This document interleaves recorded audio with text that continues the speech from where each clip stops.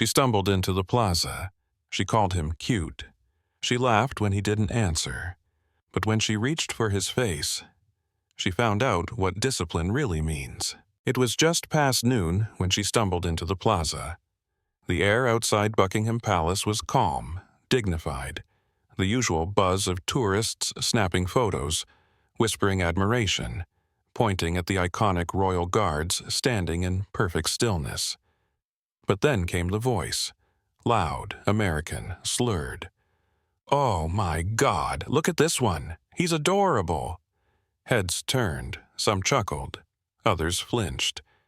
She was maybe in her mid-40s, blonde bob, sunglasses on despite the cloud cover, a Union Jack scarf wrapped around her shoulders like a parody of patriotism. In one hand, a half-drunk plastic cup of sangria, in the other, a phone aimed at herself. "Say hi to TikTok, Mr. Fancy Hat," she shouted, spinning around toward a friend who trailed behind, clearly mortified. The guard she approached didn't flinch. Didn't move, didn't blink. But Karen didn't need acknowledgement. She was her own show. She strutted right up to him, heels clicking against the stone, and struck a pose beside him like she was meeting a wax figure. "Look at him. He's so serious. Look at this chin. You could land a plane on this jawline." The crowd around them started filming. Some people laughed. Others looked uncertain. A few stepped back, sensing this might go somewhere dangerously cringy. Karen leaned in closer. What? No reaction? Not even a smirk? Still, nothing. And that silence? It only made her louder. "You know, you're cute when you're ignoring me." The guard stood tall, rifle vertical, eyes forward, a monument of discipline. But just behind that statue of composure, a line was being drawn. And Karen, she was about to cross it in a way that would shut down the square. Karen wasn't done, not even close. She stepped in closer, practically shoulder to shoulder with the guard now. Her drink sloshed slightly in her hand as she turned back to the crowd and shouted, "Hey, y'all! He's not even blinking. I think he likes me." A ripple of laughter passed through the tourists, though it was noticeably thinner than before, more awkward than amused. Several phones were pointed at the scene now. A kid in the back whispered, "Is she allowed to be that close?" Karen didn't care. She reached out and hooked her arm around the guards, tugging herself closer like she was posing for prom photos. Her perfume mixed sharply with the scent of alcohol, floating in the air between them. Her face was inches from his shoulder now. "Don't worry," she said sweetly. "I won't tell your king if you smile." The guard didn't move. His rifle remained upright, his jaw firm, his boots anchored to the ground.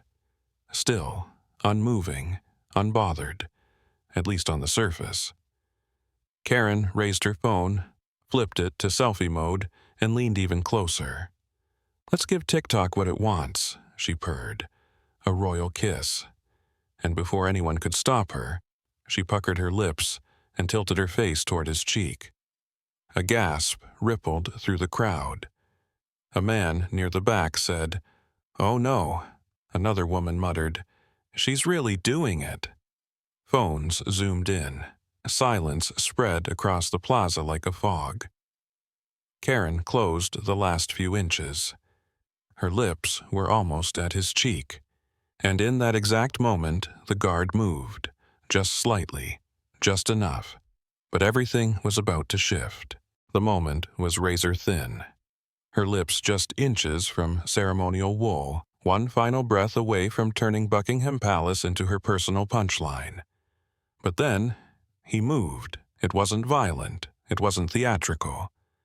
It was controlled, clean, commanding.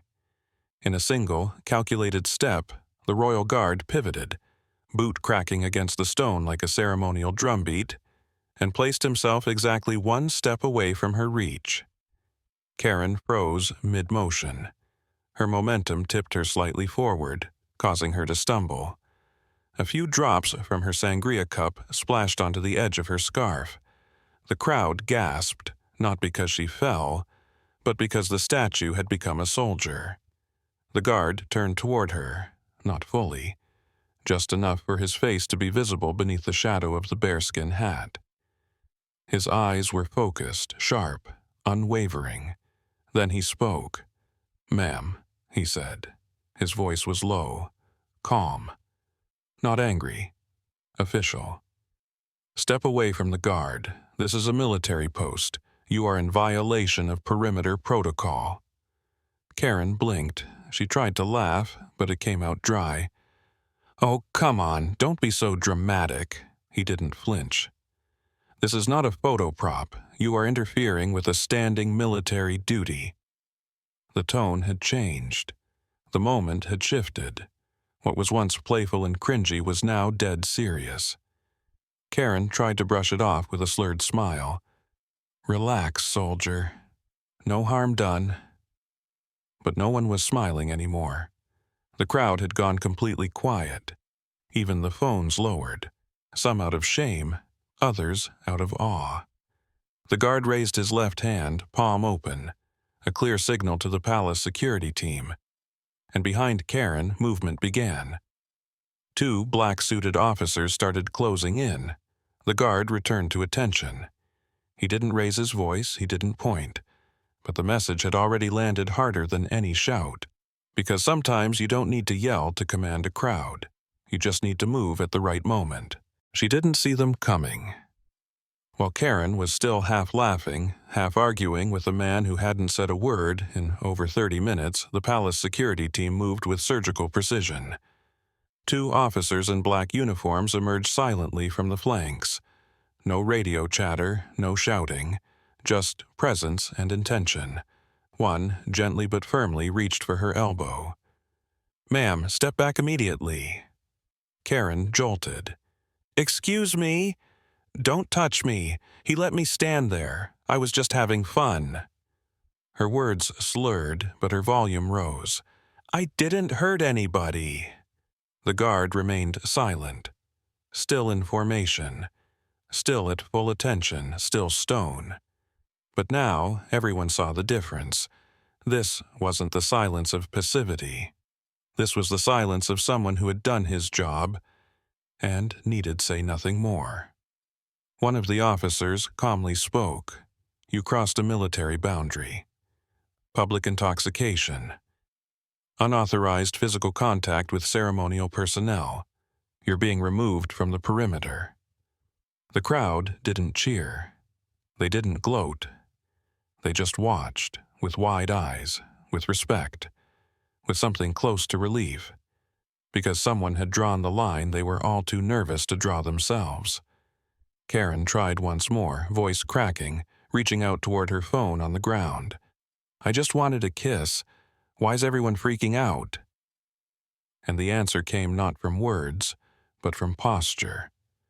From the guard, now again still, unshaken, coffee-colored stain drying faintly on his glove from earlier contact, eyes locked forward, jaw set like iron beneath the weight of the centuries.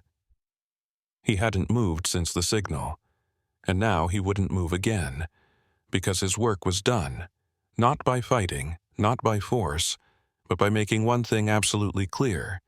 This place wasn't a playground, and he wasn't there for her amusement. The officers led her away. Some tourists turned their cameras off. Others kept recording in silence, but the energy had changed. It was no longer about her.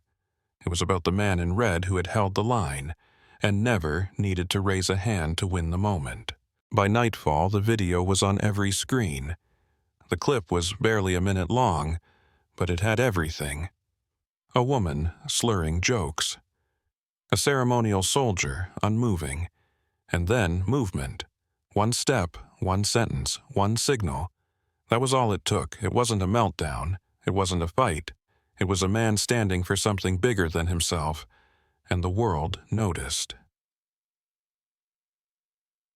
Title of the viral clip: Royal Guard shuts down drunk tourist with one move. It blew up across every platform: TikTok, YouTube Shorts, X, Instagram Reels, Reddit.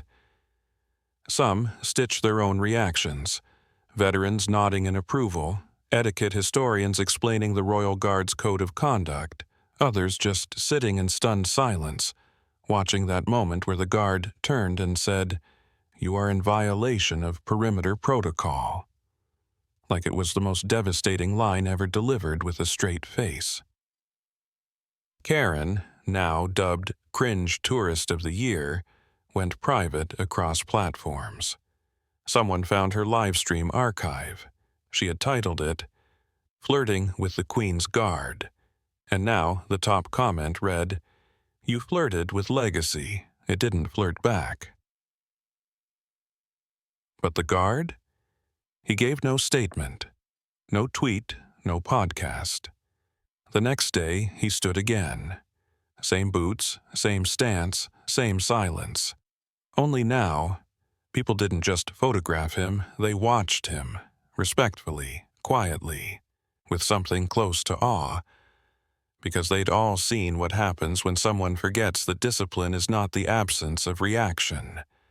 It's the presence of purpose, and that day, purpose wore red.